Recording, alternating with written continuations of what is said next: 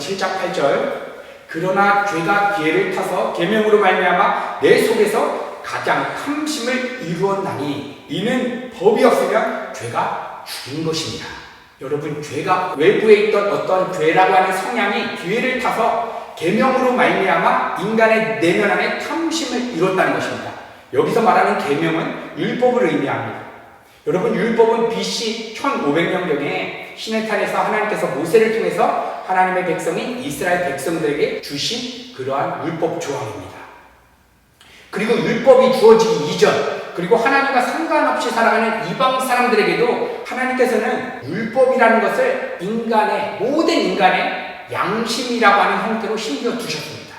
그래서 모든 인간의 마음 안에는 양심의 형태로 새겨주신 그런 법이 있기 때문에 인간 사회에는 어떠한 나라나 어떠한 문화나 공동체를 이루게 되면 반드시 그 공동체 안에는 어떠한 규범이 있고 법이 있는 것입니다.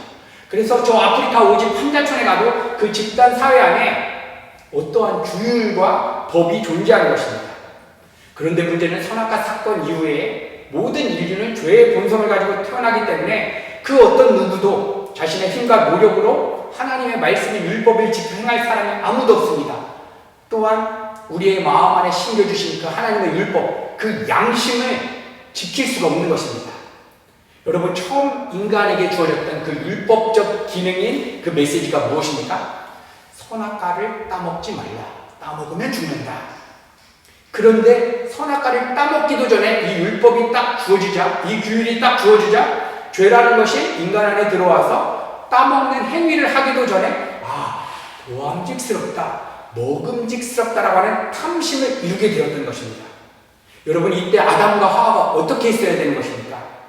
하나님께서는 분명 선악과를 따먹지 말라고 하셨는데 우리의 마음 안에 선악과를 보니까 보암직스럽고 먹음직스러운 그런 마음의 상태가 있습니다.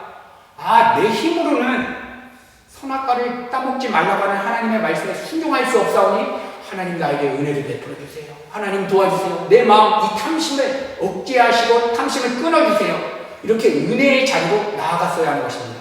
여러분, 그러면 선악과를 아담과 하와가 보았을 때 보암직스럽고 먹음직스럽게 여겼던 그 마음의 중심은 무엇입니까?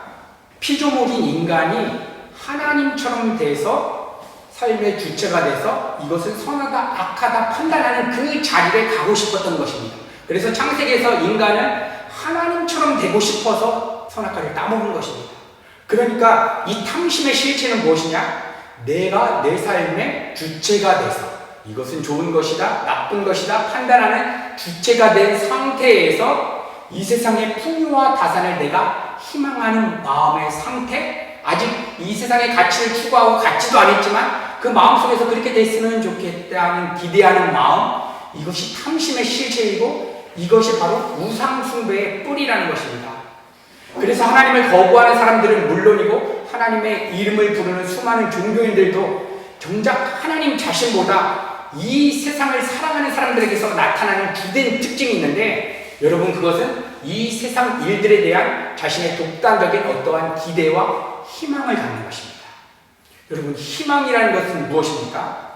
이 세상 일들이 내가 원하는 대로 펼쳐졌으면 좋겠다라고 하는 마음의 상태, 이것이 희망입니다. 이 세상 사람들이 타인들을 독려하고 위로하고 용기를 북돋아 줄 때 우리는 이렇게 얘기합니다. 너희들의 삶에 꿈을 가져라, 힘을 가져라. 지금은 어렵지만, 코로나 시간을 지나면서 정말 어렵지만 앞으로 잘 될 날을 기대해라. 이렇게 희망의 메시지를 전하게 됩니다.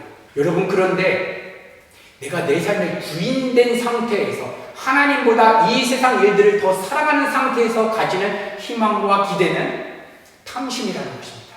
내가 원하는 대로 삶이 펼쳐졌으면 좋겠어. 이렇게는 안 됐으면 좋겠어. 이게 하나님의 주권보다 더 컸을 때 이 세상적 희망을 가진 상태에서 하나님 이 일 이루어 주시옵소서라고 고백한다면 바알에게 무릎을 꿇었던 영적 음행이라는 것입니다. 여러분, 그래서 우리가 하나님보다 더 소중하게 여기는 그러한 일들에 대한 나의 독단적인 희망과 기대, 이것은 아무리 아름다워 보이고 선해 보여도 정말 인간의 이 엄청난 저주의 상태로부터 빠져나오지 못하게 하는 근원적인 뿌리가 되는 것입니다. 여러분, 그래서 성경을 보게 되면 하나님 자신을 추구한 것이 아니라 하나님을 우상시했던 그 유대인들이 가졌던 하나님 나라의 기대가 무엇이었을까? 메시아가 오면 정말 정치적이고 군사적인 사건을 일으켜서 로마의 식민지로부터 독립하게 될 것이다라고 하는 그런 인간적인 기대와 희망을 유대인들이 가졌습니다. 이 온 역사 속에서 이 유대인들처럼 정말로 이 세상에 대한 희망을 강력하게 가졌던 그런 민족은 없었을 것 같습니다. 여러분, 이렇게 이 세상 공중권세 잡은 악한 세력들은 창세기 때부터 지금 이 순간에도 인간의 마음이 오직 하나님 한 분만을 소망해야 되는데, 그래서 하나님으로부터만 채워져야 되는 인간의 마음이 하나님이 채워지지 않는 상태에서 나왔던 우리 안에 그 갈증들, 부족감들, 결핍들, 이런 것들을 사단은 미혹시켜서 우리 가운데 속이는 것입니다. 건강에 문제가 있어서 네가 정말 어려운 거야. 자녀에 문제가 있어서 네가 그토록 갈증이 나는 거야. 재정에 문제가 있어서 그렇게 갈증이 나고 네 삶이 어려운 거야. 그것만 해결된다면 네 삶은 평안하고 다산할 거야 라고 사단은 그렇게 미혹하는 것입니다. 여러분, 그러나 우리 하나님의 백성들이 알아야 되는 것은 우리 가운데 어떠한 걱정, 근심, 염려, 이거의 뿌리는 하나님이 우리의 마음에 충만하게 지금 채워지지 않았다라고 하는 증거인 것 뿐이지 외적으로 드러나는 그 껍데기가 실체가 아니라는 것입니다. 본질은 하나님이 채워져야지 우리의 영혼이 충만하게 채워지는데, 재정 때문에, 인간관계 때문에, 내가 원하는 대로 삶이 펼쳐지지 않는 것 때문에 내가 이렇게 속상하고 걱정되고 결핍감을 느끼고 있구나. 여러분, 이렇게 사탄은 우리를 계속 미혹해서 속이는 것입니다. 이렇게 사단의 메시지에 장악된 사람들은 한 가지 영적인 마약을 그들의 마음 가운데 투약하면서 가까스로 하나님이 빠져나간 그 뻥 뚫려버린 그 공허감을 무언가로 메꾸면서 살아갑니다. 그 영적인 마약이 무엇이냐? 이 세상을 향한 희망과 기대입니다. 내가 원하는 대로 이렇게 됐으면 좋겠어. 내가 원하는 대로 이렇게 꿈이 이루어졌으면 좋겠어. 이 사람들에게는 지금 이 순간 나와 동행하는 하나님의 목적이 아니라 막연한 미래를 향해서 그냥 정신없이 막연한 미래에 내 삶을 채워주실 그 하나님을 기대하면서 가는 겁니다. 지금 나와 동행하는 하나님 바라보지도 못하고 지금 나를 충만하게 채워주시는 하나님을 느끼지 못하는 것입니다. 그래서 이 세상 사람들이 지금 이 순간을 살아가지 못하고 막연한 미래에 되어질 나를 막연하게 희망하며 살아가는 것입니다. 지금 이 상태가 정말 내 인생의 최고의 상태야. 최고의 행복의 순간이야. 느끼지 못하고 막연한 미래. 이렇게 되면 하나님 내 마음이 기쁠 것 같습니다.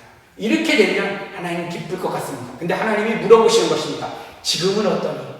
내가 너와 지금 함께 하는데 너의 인생에서 최고의 행복의 순간은 지금이니? 아니면 미래에 가봐야 할 것이니? 여러분, 사단이 이렇게 우리를 공격해서 언젠가는 이렇게 잘 될 거야, 언젠가는 이렇게 해결될 거야 라고 하는 거짓된 희망감을 갖게 하면서 가까스로 우리의 공허한 마음을 채우게끔 하는 것입니다. 그래서 여러분, 이 세상 수많은 사람들 중에 지금 가장 어려워하는 그러한 질병이 있는데 그것이 바로 인간 안에 있는 공허감입니다.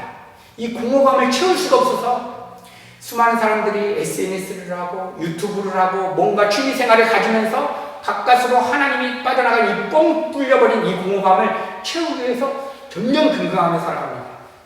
여러분, 그런데 우리 하나님의 백성들은 우리가 하나님을 소망하고 하나님 자신께 올인할 때에 우리의 삶에 대한 내 단독적인 생각과 판단은 다 죽게 됩니다.